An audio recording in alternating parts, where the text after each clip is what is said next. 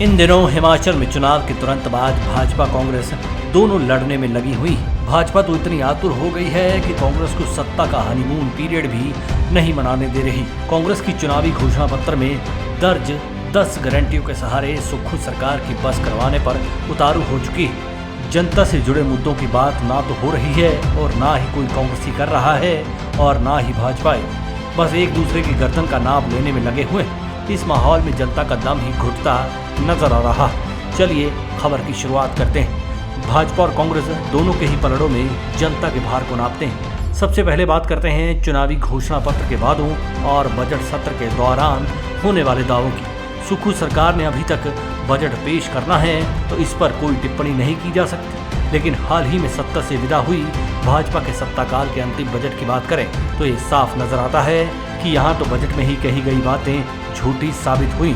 धर्म के नाम पर सियासत करने के लिए मशहूर भाजपा की हिमाचल सरकार ने अपने अंतिम बजट में प्रदेश भर के अंदर काऊ यानी गाय सेंचुरीज बनाने का ऐलान करते हुए कहा था कि काऊ सेंचुरीज खोली जाएंगी, लेकिन चंद एक गौशालाएं खोलकर काम निपटा दिया गया, जबकि ये कायदे से गौओं के लिए एक बहुत बड़ा खुला अभ्यारण्य होना था, लेकिन एक भी गौ अभ्यारण्य नहीं बन पाया।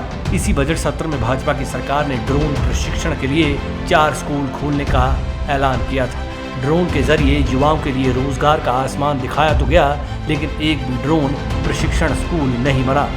डिजिटल लाइब्रेरी खोलने की भी बात कही गई, लेकिन ये भी कहीं नजर नहीं आती। घोषणा तो ये भी थी कि ऑनलाइन रोजगार मेले 9 लगाए जाएंगे, लेकिन कहीं ऐसी ऑनलाइन रौनक नजर नहीं आई। हर स्तर पर तत्कालीन सरकार ने युवाओं को सपने दिखाए थे, लेकिन युवाओं को अपना कहीं नहीं बनाया। स्वर कोकिला स्वर्गीय लता मंगेशकर के निधन के बाद ये ऐलान किया था कि प्रदेश में लता मंगेशकर संगीत महाविद्यालय की स्थापना धर्मशाला में की जाएगी। स्मार्ट सिटी का बेड़ा गर्क तो कई सालों से चल रहा है, लेकिन इसी गर्क में ये महत्वपूर्ण घोषणा भी दफन होकर रह गई। धार्मिक टूरिज्म के नाम पर करोड़ों की लागत से स्पीति वैली में भारतीय बौद्ध संस्थान की स्थापना की बात कही गई थी, लेकिन भगवान बुद्ध से भी धोखा हो गया। फूलों के नाम पर भी खूब सियासत की गई, खूब ऐलान हुए। परवाणु में 3 करोड़ की लागत से फूल मंडी बनाने की बात हुई, लेकिन ये भी मुरझाई हुई साबित हुई। प्रदेश में 100 आयुष औषधालयों को वेलनेस सेंटर में तब्दील करने का ऐलान हुआ था। यहाँ पर महिला और पुरुष योग प्रशिक्षकों की नियुक्ति होनी थी, लेकिन हुआ क्या, ये मुहिम भी बीमार पड़ गई और बजट का दावा धूल चाट गया।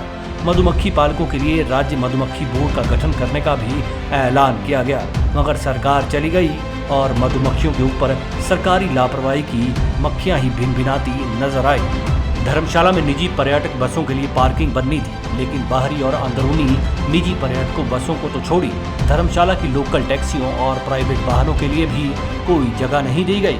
50 इलेक्ट्रिक बसें आनी थी, उनका भी शॉर्ट सर्किट हो गया। इस बजट के बाद भाजपा के पास 10 महीने थे, लेकिन इससे पहले ही भाजपा सरकार की बस हो चुकी थी। अब बात करते हैं कांग्रेस की। सत्ता का लॉलीपॉप चूसने के लालच में 10 बड़ी बड़ी गारंटियां जनता को दिखा दी। जनता ने भी भरोसा कर लिया और सत्ता कांग्रेस को थमा दी। अब हर कोई ओपीएस की अधिसूचना जारी होने की आस में बैठा हुआ है, लेकिन सरकार यही जवाब दे रही है कि हमने कैबिनेट में फैसला कर दिया है, अधिसूचना जल्द जारी हो जाएगी, लेकिन ये जल्दी कब होगी सरकार इसका जवाब नहीं दे रही। हर महिला को 1500 रुपए प्रतिमाह देने का वादा किया गया था, अब क्या हो रहा है, नित्य नई शर्तें जुड़ती जा रही। आलम यह है कि जिन महिलाओं को आधी दुनिया कहा जाता है, पेंशन की हकदारी में उनकी हिस्सेदारी आधी से भी कम पहुंच गई। कई महिलाएं अब इस हक से वंचित की जा चुकी। गोबर खरीद का दावा भी गोबर बनकर रह गया। दूध की कीमतें बढ़ाने का दावा किया गया था, अब इस बाबत कांग्रेस की सरकार जुबान खोलने से भी परहेज कर रही। युवाओं को रोजगार देने के लिए कर मुक्त 68 विधानसभा क्षेत्रों में 10 करोड़ रुपए प्रति विधानसभा क्षेत्र के हिसाब से 680 करोड़ रुपए देने की बात कही गई थी, लेकिन आलम देखिए, सरकार को अपना रोजगार चलाने के लिए 3 महीनों में ही 4,500 करोड़ रुपए का ऋण लेना पड़ रहा। 300 यूनिट बिजली फ्री देने की बात कही गई थी, लेकिन अब प्रति यूनिट 90 पैसे बढ़ाने के लिए सरकार के पास अनुरोध पहुंच चुका है। हमारी तो इन 10 गारंटी को गिनवाने में ही बस हो रही है। जरा सोचिए, जनता का वो दम कितना घुट रहा होगा जो उसने कांग्रेस में दम भरने के लिए लगाया था। हालात तो जनता के ऐसे हैं, चाहे वो वोट कांग्रेस को दे या बीजेपी को, चोट तो खुद जनता को ही आनी है। हमें सवाल करने चाहिए, क्योंकि आम आदमी को सवाल करने की आदत नहीं है और नेताओं को जवाब देने की आदत नहीं है। सिस्टम आम आदमी के लिए होता है, लेकिन इसकी चाबी खास लोगों के हाथ में होती। कब क्या खोलना है, क्या बंद करना है, इसका उदाहरण तो आप मौजूदा कांग्रेस और पूर्व भाजपा सरकार में हुए फैसलों को देखकर बखूबी लगा ही सकते हैं।